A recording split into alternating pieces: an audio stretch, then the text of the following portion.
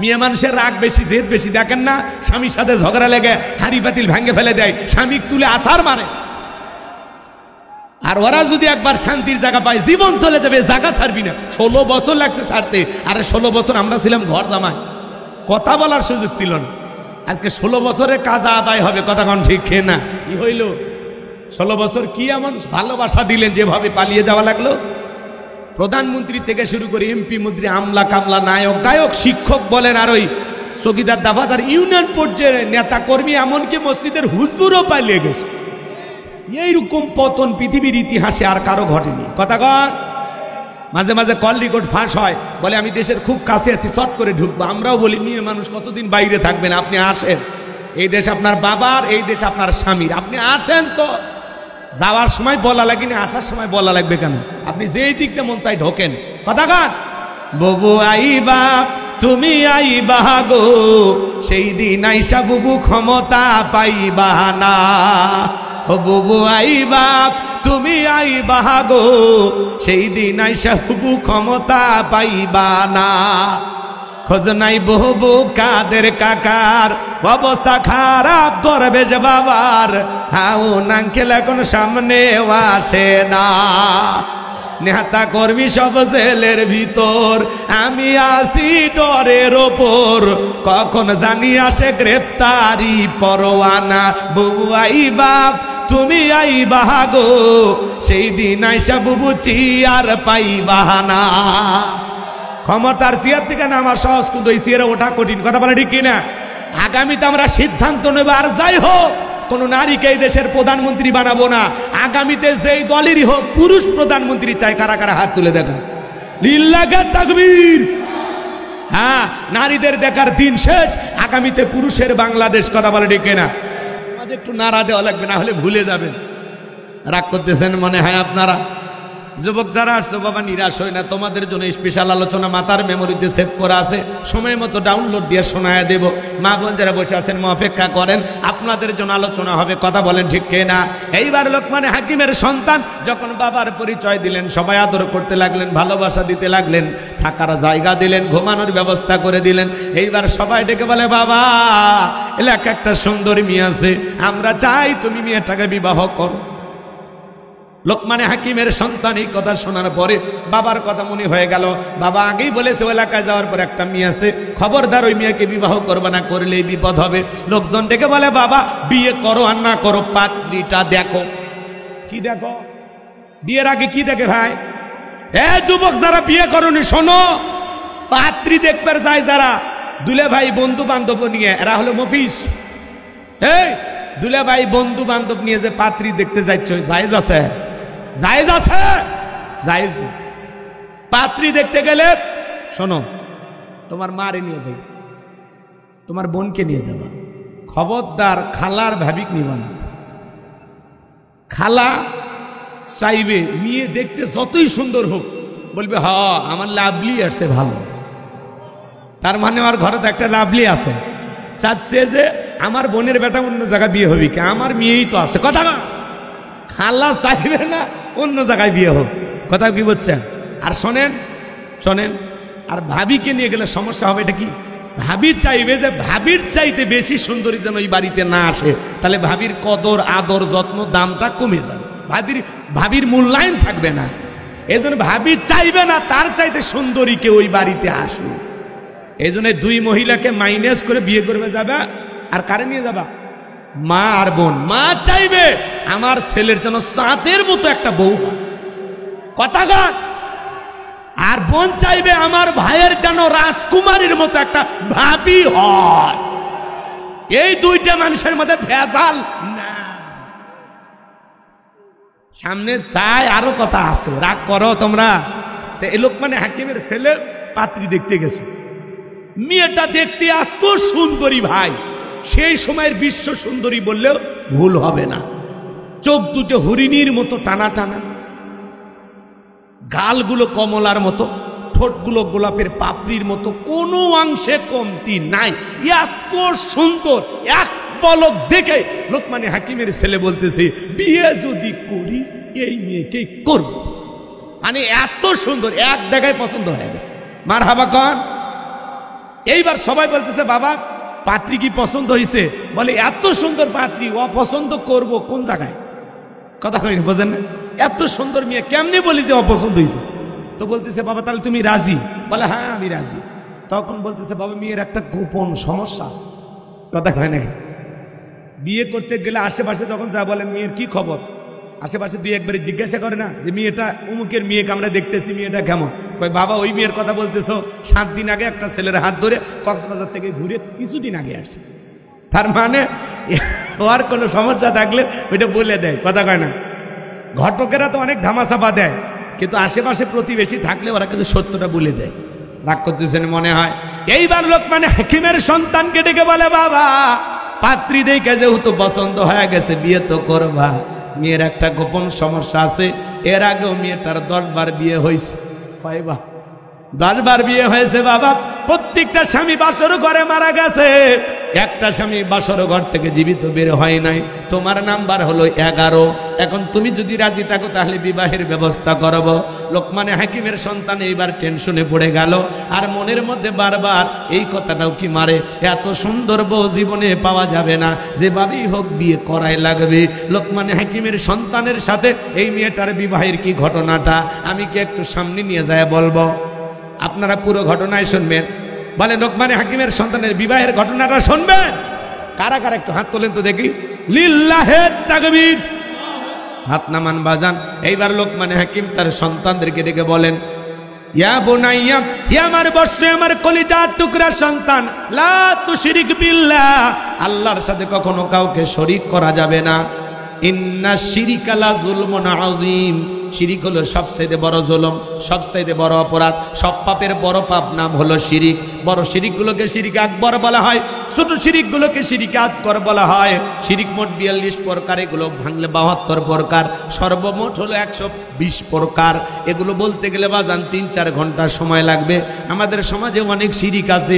বলেন তো বাজান মাজারে সেজদা দেওয়া কি শিরিক? একটু জোরে বলেন। মুসলমানের মাথা মসজিদ ছাড়া মাজারে নত হবে না। ইয়্যাকা না'বুদু ওয়া ইয়্যাকা নাস্তাঈন, তোমার ইবাদত করি, তোমার গোলামি করি, সাহায্য তোমার কাছে চাই। তাহলে সেজদা মাজারে না মসজিদে? চাইতে হবে মাজারে পীর সাহেবের কাছে নাকি আল্লাহর কাছে?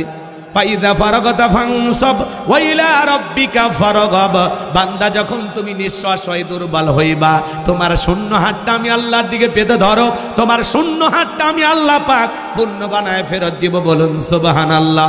মা বোন যারা আলোচনা শুনতেছেন, মা কোনো মাজারে গিয়ে সন্তান চাইবেন না। সন্তান যদি চাওয়া লাগে যাই নামাজে চাইবেন আল্লাহর কাছে। কথা বলেন।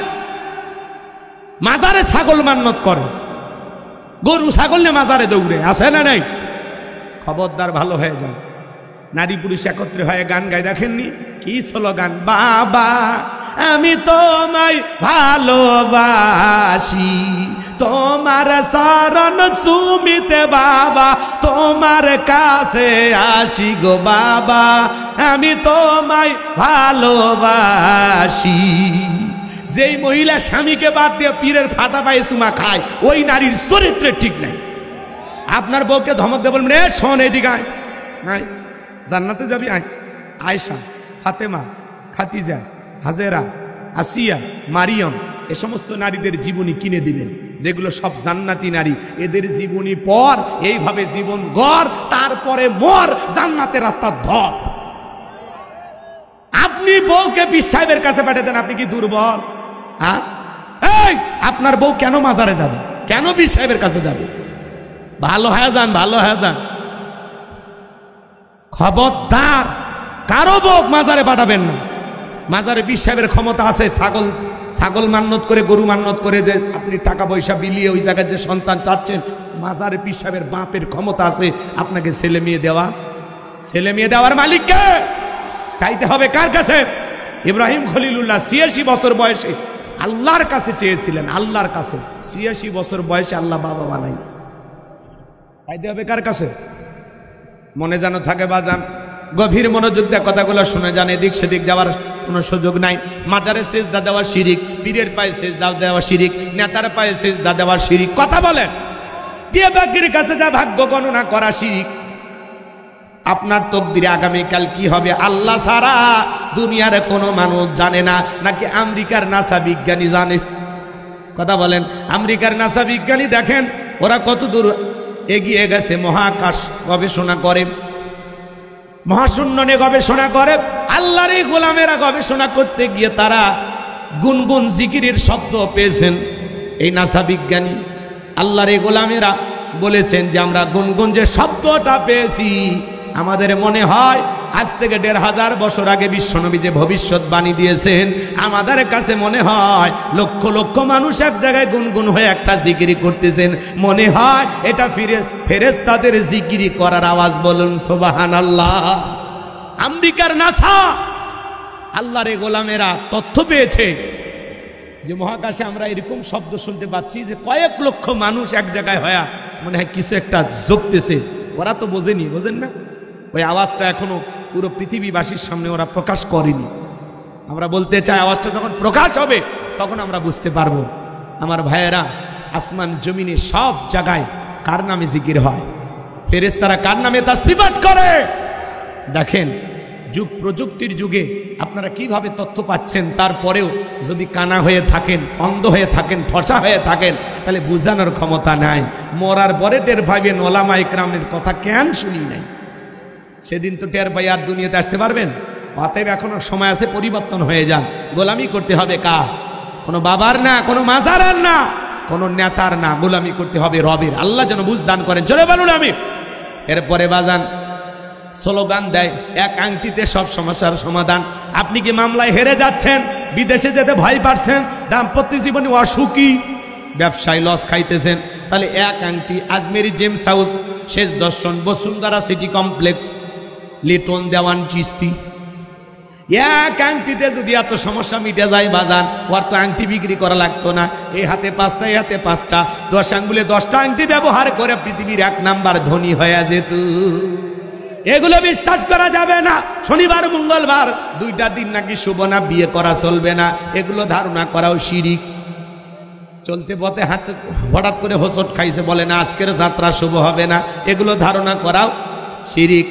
এরপরে সন্ধ্যাবেলায় শ্রমিক টাকা পাবে, ধনী মানুষ টাকা দিতে চায় না, সন্ধ্যাবেলায় শ্রমিককে টাকা দিলে নাকি গরিব হয়ে যায়, এরকম ধারণা করাও শিরিক।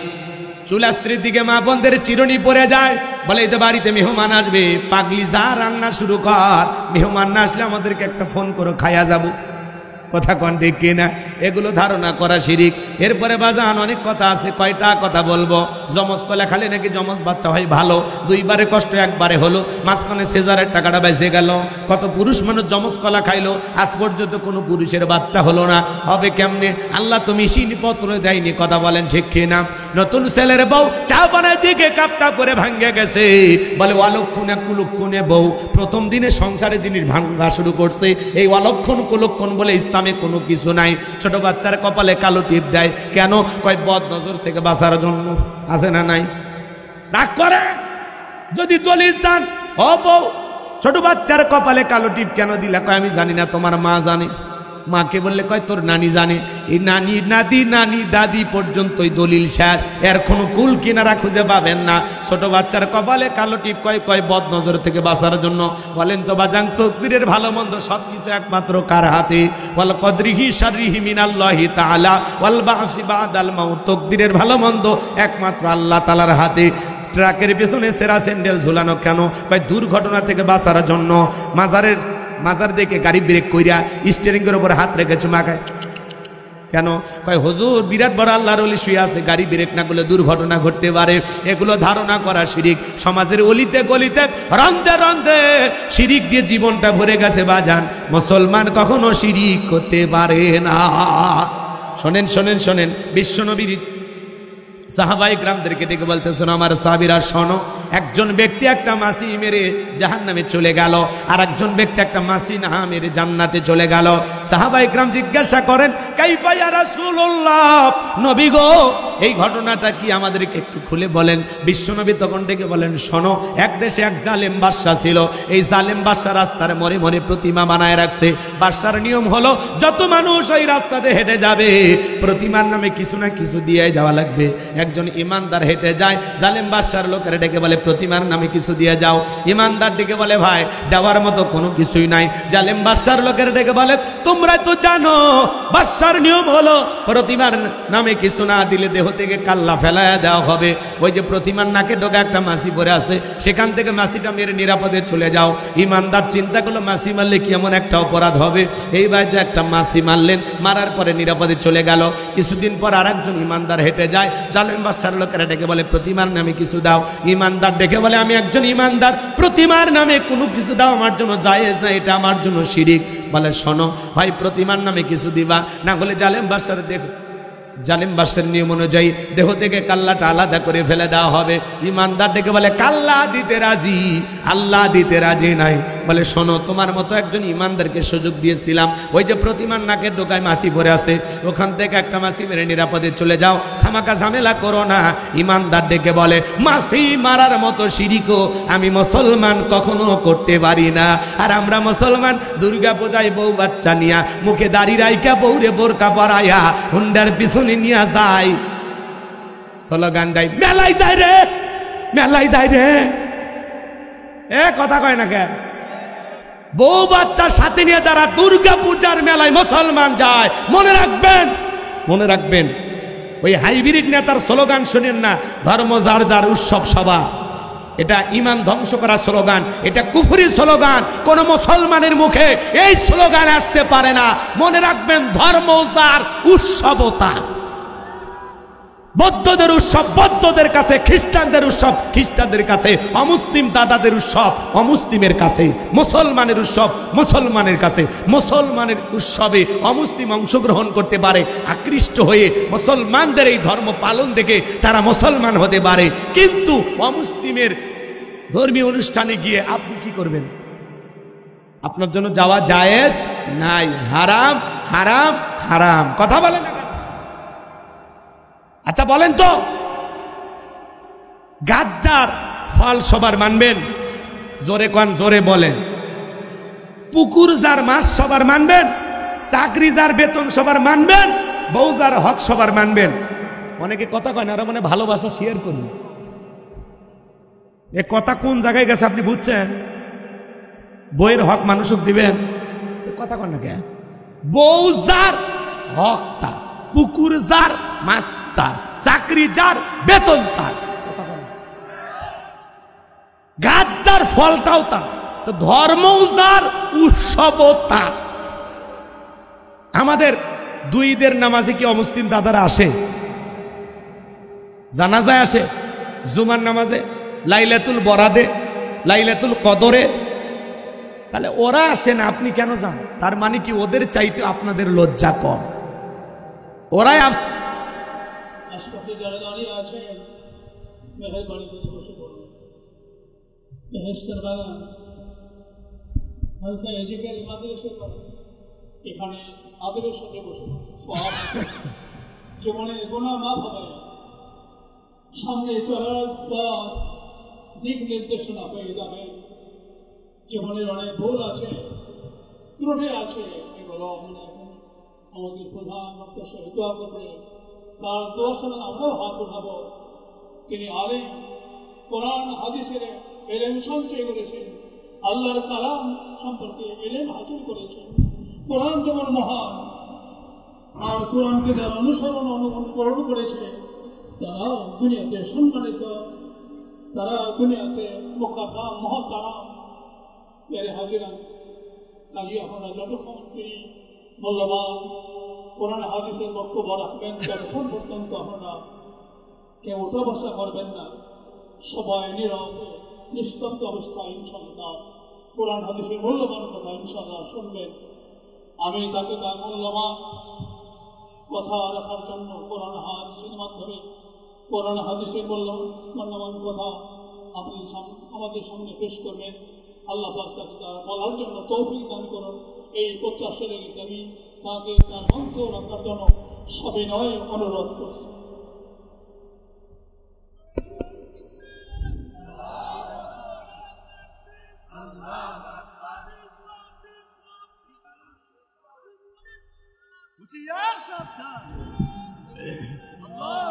আসসালামু আলাইকুম ওয়া রাহমাতুল্লাহি ওয়া বারাকাতুহু।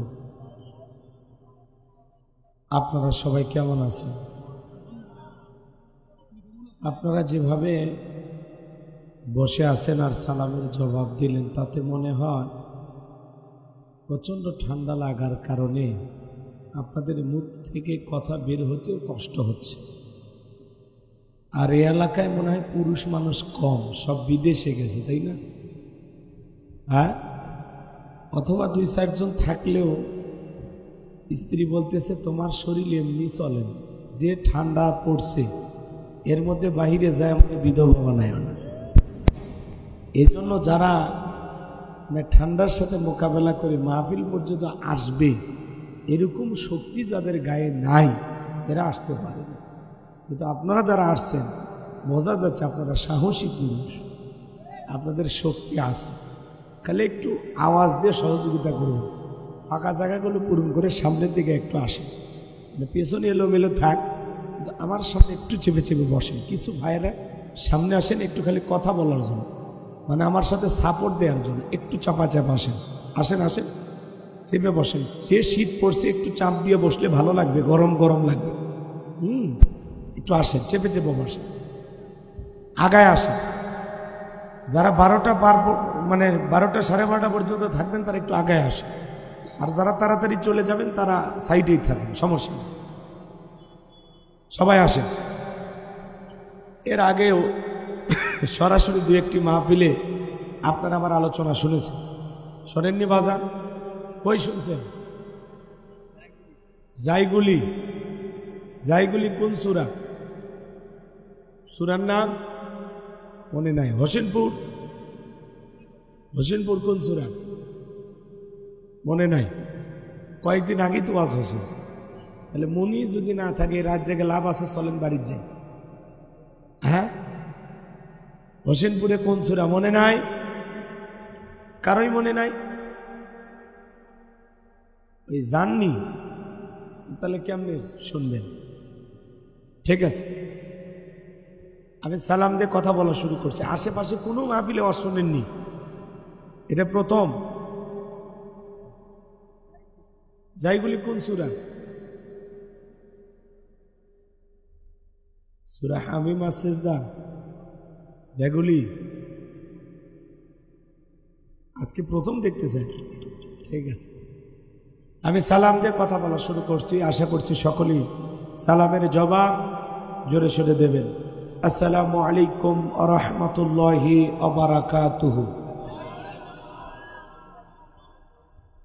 ইন্নাল হামদালিল্লাহিল আকরামিল্লাযী খালাকাল ইনসানা ওয়া কাররামা ওয়া আল্লামাহু মিনাল বায়ানি মা লাম ইয়ালাম ফাসুবহানাল্লাযী লা ইহসা ইমতিনানুহু বিল লিসানি ওয়ালা বিল কলাম।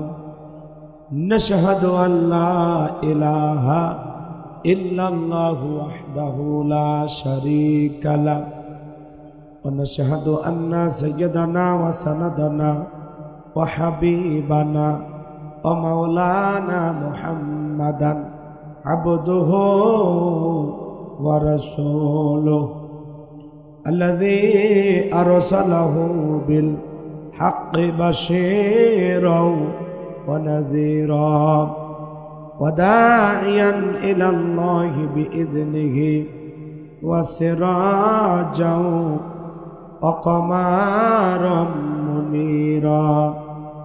ফাকাদ ক্বালা আল্লাহু তাআলা ফি কালামিহিল মাজিদ ওয়া ফি ফুরকানিহিল হামিদ। সকলে জবান সেরে মোহাব্বতে আওয়াজ দে পড়ুন, আউযু বিল্লাহি মিনাশ শাইতানির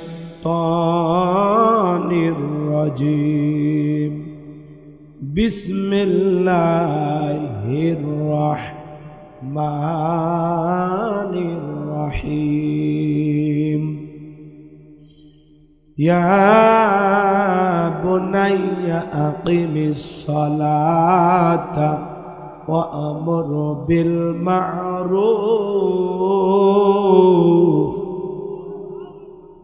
بالمعروف وانهى عن المنكر واصبر على ما أصابك إن ذلك من عزم الأمور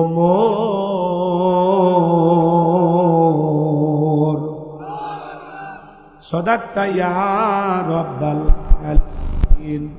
وعن أبي هريرة رضي الله تعالى قال رسول صلى الله عليه وسلم الدنيا سجن المؤمن وجنة